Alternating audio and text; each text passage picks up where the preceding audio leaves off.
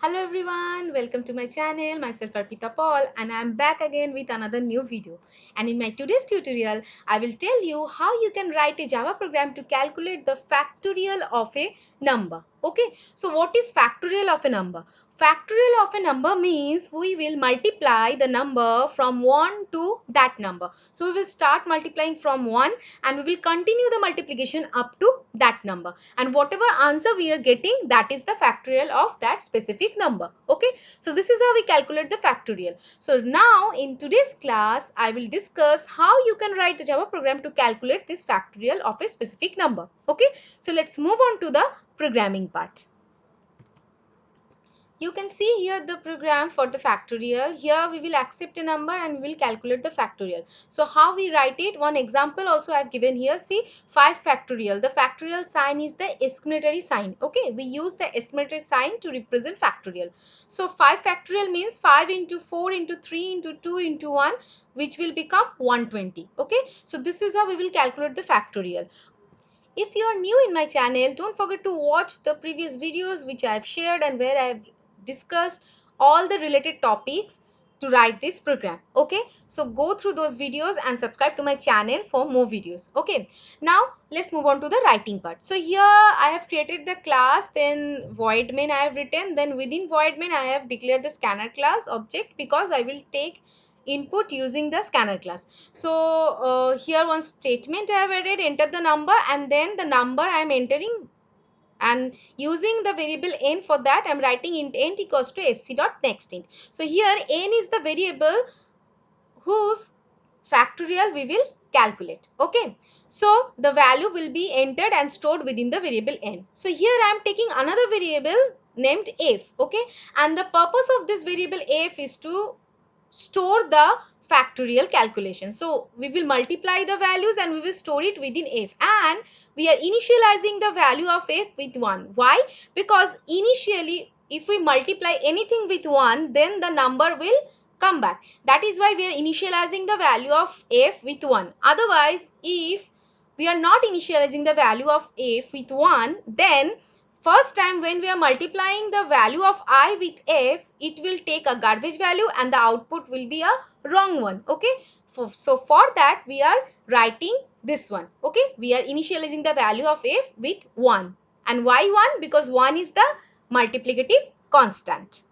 So here I have used the for loop to perform the factorial. So how to perform the factorial? Let me show you. And the dry run I will show you here. Okay, so I am taking the variable I for the for loop initialization, and here it is integer type, and the value of I is starting from 1 and it will continue up to the value of n. Okay, that is why I have written I less than equals to n. Okay, and then I plus plus, that means the value of I will be incremented 1 by 1.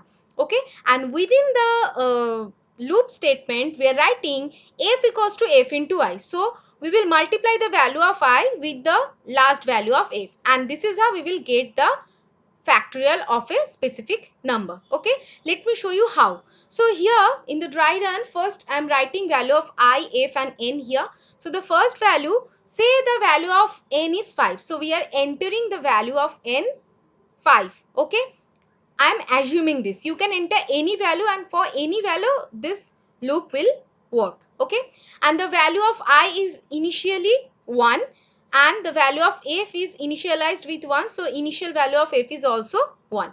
Now we are checking the condition 1 less than equals to 5. Why 5? The value of n is 5 and the value of I is 1. So 1 less than equals to 5. Yes, then the output will be f equals to f into I. So current value of f is 1 and the current value of I is 1. So 1 into 1, the output is 1. Okay. Now coming to the next condition, the value of I will be incremented here. Now the value of n remains same. There will be no change. That is the value we have entered. Now value of I is 2. Now the condition will be checked, 2 less than equals to 5. Yes, it is satisfying. Now again it will get inside the loop and then it will calculate f equals to f into I. So the last value of f was 1. From here we are getting this and multiplied by I. So the current value of I is 2. So 1 into 2 becomes 2. Okay. Now the value of I will be incremented again here and the value of I becomes 3. Now It will check for 3 again. So 3 less than equals to 5. Yes, it is satisfying. So the value of f will be f into I. So the last value of f was 2 and the current value of I is 3. So 2 into 3 becomes 6. Okay. Now again the value of I will be incremented and it will become 4. Now it will again check 4 less than equals to 5. Yes, it is satisfying. So it will calculate the value of f and it will be f into I. So the last value of f was 6 and the current value of I is 4. So 6 into 4 becomes 24. Now again the value of I will be incremented and it will become 5. Okay, now it will check 5 less than equals to 5. Yes, we have provided equals to sign. So 5 less than equals to 5. It is satisfying and it will calculate the value of f. So the last value of f was 24 and the current value of I is 5. So 24 into 5 becomes 120. Now again the value of I will be incremented and it will become 6. So 6 less than equals to 5. No, it is not satisfying, then it will come out of the loop. So you can see the last value of f is 120. So the factorial of 5 is 120.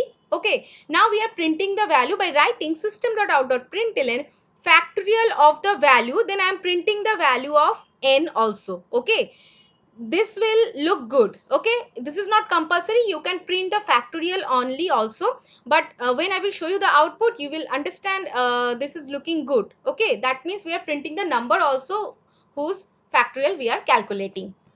Then separating with plus, I'm writing is equals to printing the value of f, that means the factorial value. Okay, so let me show you the output for this. I'm compiling the program. Class compiled, no syntax error, minimizing the window. Then right click on the class, click on the void main option, click on OK. You can see it is showing enter the number. So I am entering the value 5. Okay, press enter. You can see factorial of the value 5 is equals to 120. Why it is coming like this? Because I have printed the value of n also here and the factorial. Okay, so if you are directly printing the value, then you don't need to print the value of n. Then you will print the value of f only. Okay, and if you want to print the value of n also, then you will print it like this. Okay, so easily you can calculate factorial of any number. Okay, whatever number you will input, it will automatically calculate the factorial or the multiplication from 1 to that number easily. Okay, I hope now you can do in your own.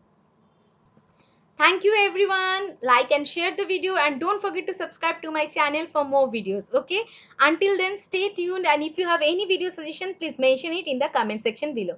Thank you.